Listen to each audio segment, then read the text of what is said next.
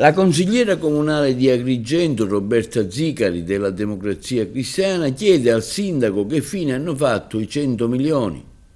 Allorquando correva l'anno 2022, il sindaco di Agrigento Miccichè, dopo una riunione con il Formez, annunciava trionfalmente agli 11 comuni facenti parte del FUA, area urbana funzionale, di riuscire a spendere entro il 31 dicembre 2029 100 milioni di euro nel rispetto del documento strategico per la programmazione regionale FESR 21-27.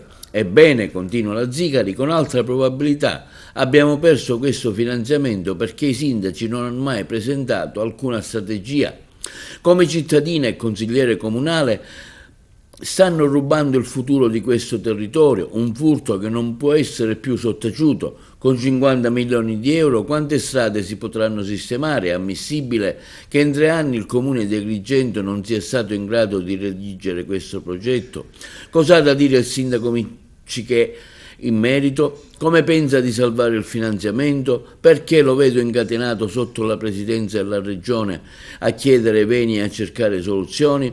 Questo mio è uno sfogo personale, in primavera andremo al voto, continua la Zicari, perché il presidente Schifani non tiene un vertice di maggioranza sul caso Agrigento, per una volta obbliga la politica a fare pace e scegliere un'amministrazione che faccia il bene della città.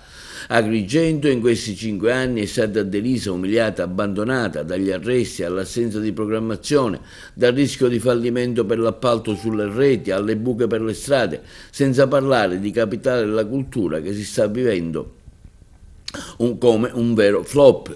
Agrigento ha bisogno di tutti, ha bisogno della buona politica che faccia squadra e si impegni compatta per risollevare questo territorio, tutti sotto la stessa bandiera Agrigento.